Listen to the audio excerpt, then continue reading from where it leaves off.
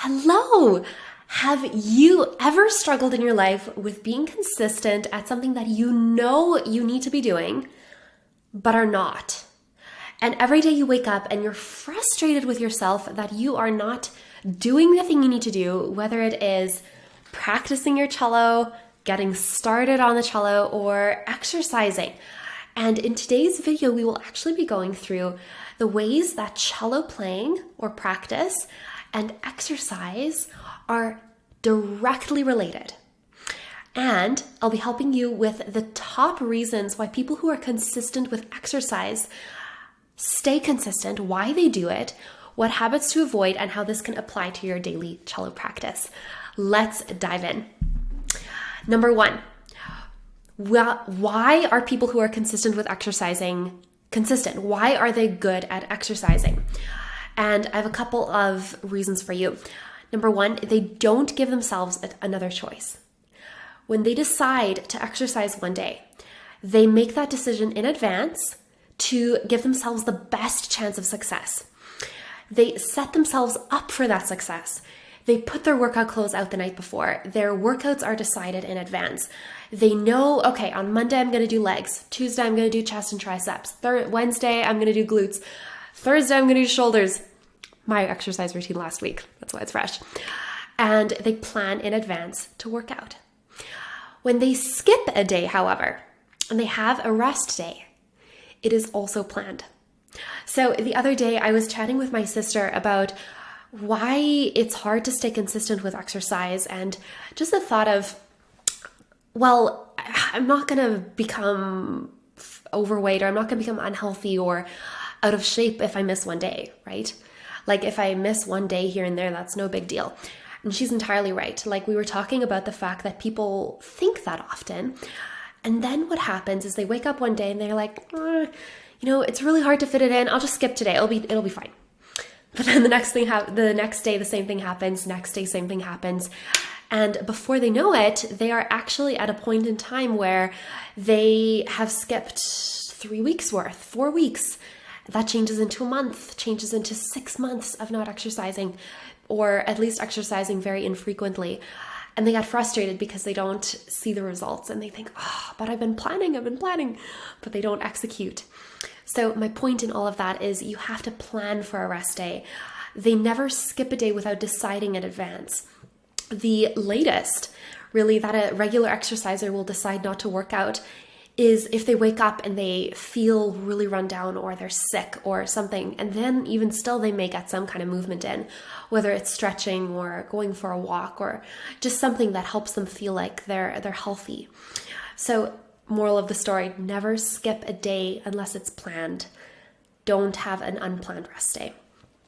Number three, they crave the feeling of working out. They love the burn. They love the intensity. They want to feel like it's hard because they know that every time they work out, they are getting better, which brings us to the next point.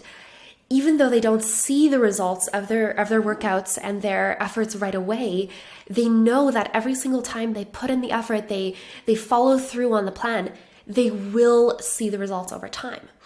They know that they're getting better. The next reason that they are consistent is because they understand every workout is not going to feel amazing. There's the study that I read about recently. The author was talking about the rule of thirds. What this means is 1/3 of workouts will feel absolutely awful. You'll feel like you are dying, and you'll end the workout thinking, oh my goodness, that was maybe a waste of time. That just did not feel good. Another third of workouts will feel okay. Like you'll end and be like, yep, check the box. I did it. I showed up today. Another third of workouts will actually feel absolutely incredible. And you'll walk away from the workout or the gym just thinking, wow, I just hit a new personal best. I feel strong. I feel confident. But the people who are consistent at working out, they know that not every workout is going to feel as amazing as that 33%. But they still show up because they know that it's coming. And they know that every time they show up, even if they don't want to, they are going to reach that next level. They're going to break through the last plateau. They understand basic techniques. and they feel confident in their ability to execute. They know that they can do certain things without hurting themselves, and even if they're beginners at a certain sport or they're trying something new, they figure out the basics so that they can feel confident. Confidence is one of those things that holds us back, and I'm actually looking for the book that I'm reading right now. Here it is, The War of Art. This book is amazing for those of you who are worried about procrastinating and struggling. He calls it resistance. But when you have confidence that you know what you're doing, the resistance to the action sometimes it starts fading, and you're more enthusiastic to get started. When they get injured, pregnant, have a setback in their schedules, they get back into routine as quickly as possible. This is the next thing that they do. It's part of their identity. Working out is something that they just do. They don't even think about it. And here's the key. Pun intended, we're getting into the music part. You can swap out the word exercising or working out for any of those things with practicing. I'm going to go through a few of them so you can hear. So when they plan for a practice session, they don't skip out the day of. Never quit same day. They don't quit on a bad day. They only give themselves a chance to quit on a good day. That's the other key. I actually didn't mention that in the working out section, but that's a really big part of it. Every time they practice, they know they're getting better. They may not have a fantastic practice session every time, but they know that they showed up. They focus on the basics. They go through the basic exercises to build a solid foundation so that they can have a solid technique and be able to play anything. You would never go run a marathon on your first day as a runner. You maybe go run that marathon a year later, or I know of people who have gone and done that within 6 months, but they built a really good baseline fitness first. Same thing with the cello. When you build that firm foundation, that solid technique, you can go and play anything. You can go learn the Bach suites, that dum bum ba do do do do do. I'm not singing it great because there's big jumps, but you can go learn that. And if you're listening to this as the podcast, the piece I'm referring to is the podcast music. There is so much that you can do if you have that solid foundation. And exercising and practicing, it takes a mindset of, this is a part of my identity. I am someone who takes care of my brain and my body, and I make the most of every chance I get to improve myself. So let's talk a little bit about why people struggle to exercise. And now that you know that you can swap out the word practice for exercise, let's actually give that a chance as I go through this section. So number one, people who are inconsistent, people who struggle to exercise, they don't have a plan. Now, someone who shows up to their cello practice session and has a hard time staying consistent, maybe it's because they're sitting down at their chair with their cello without a plan. There's absolutely a way that you can have this plan, and I'll get to that at the very end. They expect to see results and be able to, on the exercise side, see muscles or visibility of muscles after the first workout, or they expect to be able to play their favorite piece after one practice session. And even though it sounds ridiculous, like we would never really expect a baby to start running the first time it tries to walk, we expect that of ourselves subconsciously. So this is a mindset that we need to get past. We don't have to be amazing the first time we start something. And in fact, it's actually the very thing that helps you get better. When you struggle, your brain is working hard and it's building new connections. And what that means for you is you're getting smarter. Your IQ is growing. So when we go and play the cello and we expect ourselves to not necessarily sound that amazing the first time, or maybe you sound great one day and the next day you just don't feel like the same, that rule of thirds, it's okay.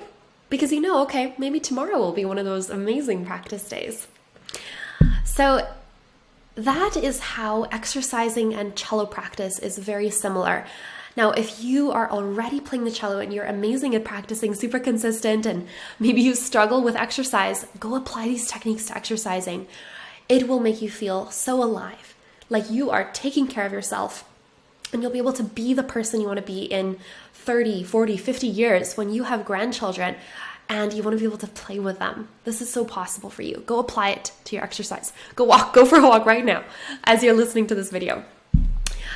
Now, if you are practicing cello consistently and you've applied these tips, you have set your cello out in advance, you have a plan, you understand not every practice session is going to feel amazing, you know you're making progress, it's a part of your identity, you get to discover and experience the results of what I like to call your $1 million brain software. This is the last part that we'll be covering today. The $1 million brain software, I call it that because of how technology works. So let's say that you are running a company that is making $5 million a year. Let's say that's your amount in revenue right now. You want to get to, let's say, 20 million. You would never try to build that company on a computer that's like from the 1990s. It just wouldn't have the capability, like especially if it's on online business. That's really the field that I'm talking about.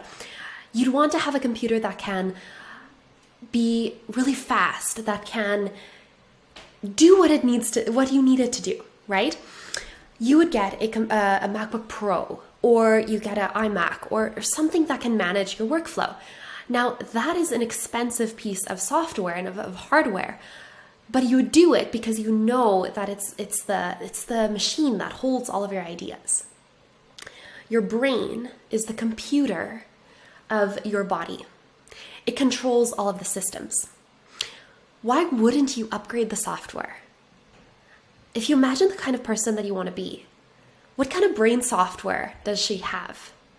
I really love thinking about myself as Ine in 10 years, for example. What does Ine in 10 years look back at this Ine and tell her what she learned? What does that Ine do? How does she dress? How does she show up? What kind of mom is she? And I love journaling about that because it gives me an image of what to strive for and how I can start living like that Ine today. That Ine has practiced the cello every day. She has a brain that is capable of so much creativity, even more than now. Her brain has developed to such an extent that she is focused. She is so ingrained in what she's doing on a daily basis that she doesn't even worry about the little things. Like, I heard a quote a while ago, a soldier is not concerned with civilian affairs. What that means is when you are working, you're doing your life's work. You are your best self and you are fulfilling your potential. You are not going to go on social media and start scrolling. Like that, the person that you want to be just doesn't do that.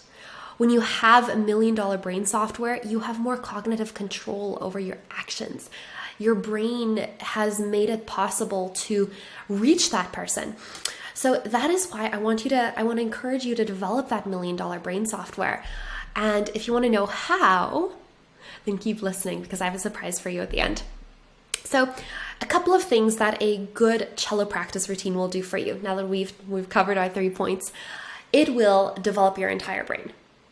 Now, what this means for you is developing the cognitive skills for better decision making, better discipline, better dopamine control, aka more motivation. If you've listened to the Creative Catalyst series, you will have a brain of steel, and that sounds kind of heavy. So not literally, but you will have a brain that is capable of so much more. When you learn the cello and it develops your entire brain in that way, that is how you develop your $1 million brain software. So if you would like to find out how to learn it, head to the show notes and sign up for a discovery call. Your brain is unique to you. So what I'd like to offer you is a free one-on-one chat. We'll be face-to-face with each other on Zoom. And what I'll do is I'll ask you a series of questions about your lifestyle, your goals, the kind of person you want to be in 10 years. And we'll see if the cello can help you get there. The unique thing about the cello is it can fit into anyone's lifestyle. And I know what you may be thinking, I don't have time to practice. But if you want to become that person that you see yourself being in about 10 years, you'll make time because of the $1 million brain software that will allow you to get there. So if you have any questions, also put them in the comments if there's something that I haven't covered. But I'm here for you. I'm here to help you. And I want you to succeed. I want you to become that person in 10 years. And I want you to show up like them now. You are so capable. You're so capable of taking care of yourself, your mind, your body, and your soul. And this is something that the cello can do for you. So I hope that this video helped you with knowing how to be more consistent, how to help the cello and exercising, if that's something you struggle with, be a part of your identity, and how you can show up like the person you want to be now. You've got this. You can do this. So that's all for today. So go book that discovery call and we'll be in touch. Can't wait to chat.